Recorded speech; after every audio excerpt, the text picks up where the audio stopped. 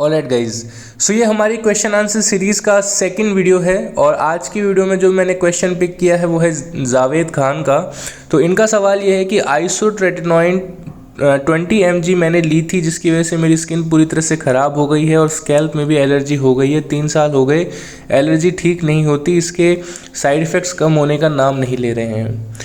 देखिए, आइसोट्रेटिनोइन एक ऐसा हैवी एंड स्ट्रॉन्ग कंपाउंड है जो कि हर किसी को नहीं लेना चाहिए, भले ही आपका डॉक्टर या आपका डर्मेट सजेस्ट कर रहा है, बट मेरे सजेशन से आपको कभी भी आइसोट्रेटिनोइन के लिए नहीं जाना चाहिए अनलेस आपको इस तरह के एक्ने हैं जो किसी भी चीज़ से ठीक नहीं हो रहे हैं। आपको बहुत ही ज़्यादा सीवियर एक्ने हैं।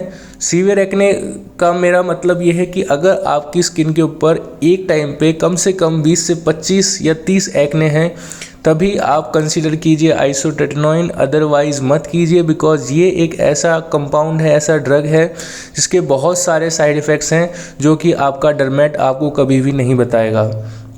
आपका डर्मेट आपको बताएगा कि हाँ, इसको लेने से आपकी स्किन ड्राई हो सकती है, आपके जो लिप्स हैं वो चैप्ड हो सकते हैं, फट सकते हैं, नोज़ ब्लीडिंग हो सकती है, माउथ जो है ड्राई हो सकता है और इरिटेटेड जो आपकी आइज़ हैं वो भी ड्राई और इरिटेट हो सकती हैं।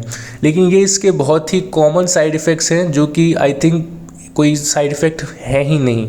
इसके एक्चुअल साइड इफ़ेक्ट्स की अगर मैं बात करूँ तो सबसे बुरा जो इसका साइड इफ़ेक्ट ये है कि आप जब भी धूप में जाते हैं तो आप धूप में खड़े भी नहीं हो पाते, बिकॉज ये आपकी स्किन को एक्सट्रीमली सेंसिटिव कर देती है टुवार्ड्स सन। तो अगर आप धूप में जाएंगे तो आपकी स्किन बर्न होने लगेगी, जो कि बहुत ही गलत चीज़ है, बिकॉज ये चीज़ प्रैक्टिकली पॉसिबल नहीं है कि आप धूप में ना जाएं, क्योंकि धूप में जाना पड़ता है दोस्त, काम करना पड़ेगा। दूसरी बात यह है कि ये आपके एक्नेस को वर्स कर देती है। आइसोट्रेटिनोइन का एक पर्जिंग फेस होता है।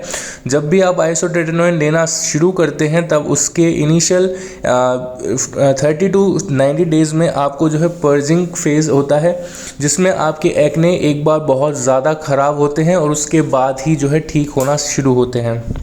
लेकिन उसकी भी कोई गारंटी नहीं है कि आपके एक्ने शुरू ही हो जाएंगे, वो ख़त्म होना शुरू हो जाएंगे। तो ये जो पूरा फेज़ है आइसोट्रेटिनोइन का ट्रीटमेंट का, इसके लिए कम से कम आपको 6 महीनों की ज़रूरत है। लेकिन मुझे ये चीज़ समझ नहीं आती कभी भी कि डॉक्टर बोलते हैं हाँ स्किन ख़राब होगी स्टार्टिंग में लेकिन बाद में ठीक हो जाएगी। तो ये क्या लॉजिक है कि हमें पहले अपनी स्किन को ख़राब करना है और उसके बाद हमारी स्किन जो है ठीक होगी। और लोग ले भी लेते हैं आइसोट्रेटिनोइन कि हाँ चलो ख़राब होगी हम ले लेंगे, बट वो साइड इफ़ेक्ट जो होते हैं और जो आपके एक्ने ख़राब होते हैं उसकी वजह से जो आपको ओपन पोर्स हो जाते हैं, आपको एक्ने पिट्स हो जाते हैं, उनका फिर कोई इलाज नहीं है। वो चीज़ आपका डर्मेट आपको कभी भी नहीं बताता, क्योंकि अगर उसने बता दिया तो आप कभी भी आइसोट्रेटिनोइन नहीं लेंगे। दूसरा यहाँ पर एक बहुत ही मेजर इसका साइड इफ़ेक्ट ये है कि इसमें थिनिंग हेयर, आपके बाल बहुत ही तेज़ी से जो है थिन आउट होने लगते हैं।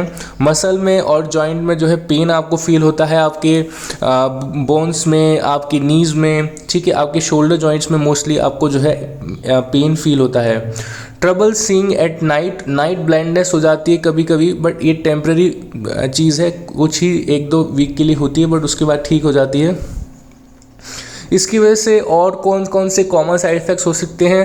रैशेज़ हो सकते हैं, स्टमक प्रॉब्लम्स हो सकती हैं, आपके अनहेल्दी कोलेस्ट्रॉल लेवल्स हो सकते हैं, लिवर आपका डैमेज हो सकता है, जो कि एक बहुत ही गलत साइड इफ़ेक्ट है, लेकिन ये हर केस में नहीं होता। लेकिन अगर आप बहुत ज़्यादा डोजेस ले रहे हैं तो ज़रूर आपको बहुत सारे प्रॉब्लम्स आपको देखने को मिल सकती हैं। इसके बहुत ही गंदे साइड इफ़ेक्ट ये होते हैं कि इससे आपको डिप्रेशन फील होता है और आपके माइंड में थॉट्स आते हैं सुसाइड कमिट करने के, बिकॉज़ ये आपका नेचर इस तरह से चिड़चिड़ा कर देती है जिसकी वजह से फिर आपको अकेला रहने की आदत हो जाती है, और वो चीज़ बिल्कुल गलत है। बिकॉज़ एक्ने एक ऐसी फेज़ है आपकी जिसमें आपकी सोशल लाइफ ऑलरेडी काफ़ी जो है ख़राब होती है, ऊपर से जब आप आइसोट्रेटिनोइन लेते हैं तो आपका बिहेवियर भी जो है चिड़चिड़ा होने लगता है, जो कि बहुत गलत है। ठीक है, सो अगर आप अपने 20s में हैं तो प्लीज़ आइसोट्रेटिनोइन मत लीजिएगा, चाहे आपके एक्नेस कितने भी ख़राब हों। आप अपने किसी भी तरह के एक्ने को ठीक कर सकते हो अपनी डाइट फिक्स करके, अपना स्किन केयर रूटीन फिक्स करके। तो आपको ज़रूरत नहीं है आइसोट्रेटिनोइन पे जाने की। सबसे इम्पॉर्टेंट बात, आइसोट्रेटिनोइन का कम से कम आपका 6 महीने का कोर्स चलेगा अगर आपको सीवियर एक्ने है तो, और उस 6 मंथ्स के जो फेज़ रहेगा आपका, उसमें आपको बहुत सारे साइड इफ़ेक्ट्स झेलने को मिलेंगे।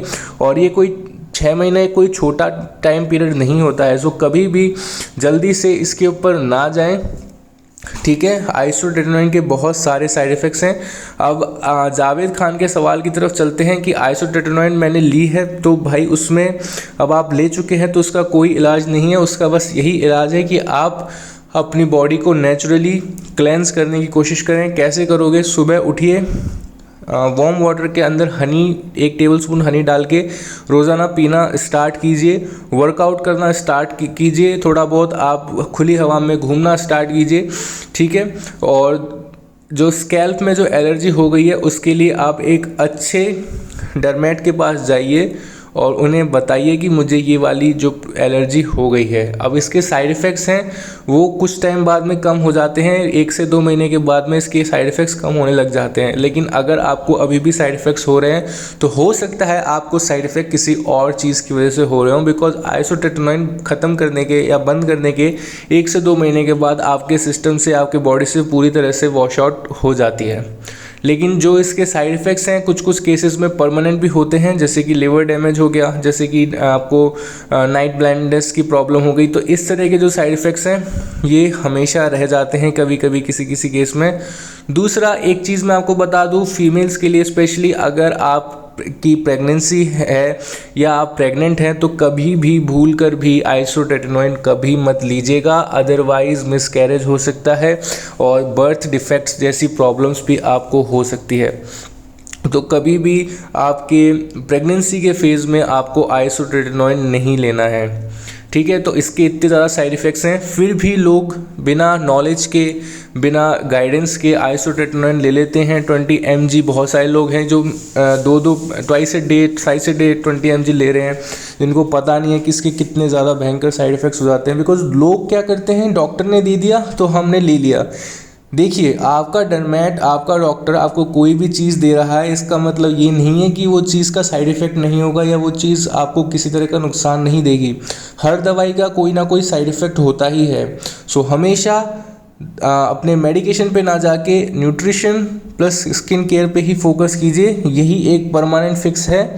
क्योंकि न्यूट्रिशन का कोई साइड इफ़ेक्ट नहीं होता। अगर आप एक हेल्दी डाइट फॉलो करते हैं, ये आपकी स्किन के लिए, हेयर्स के लिए, आपकी ओवरऑल बॉडी हेल्थ के लिए अच्छी होती है, ठीक है। सो ऐसा नहीं है कि अगर आप कुछ अच्छा खा रहे हैं, हेल्दी खा रहे हैं, तो वो आपकी सिर्फ स्किन को बेनिफिट करेगा, ये आपकी पूरी सिस्टम को, पूरे बॉडी को जो है हेल्प करेगा। साथ ही साथ आप एक अच्छा स्किन केयर फॉलो कर रहे हैं तो ये आपकी स्किन के लिए अच्छा रहेगा, ठीक है। और अच्छी स्किन, साफ स्किन, क्लियर स्किन आपको कॉन्फिडेंस देती है।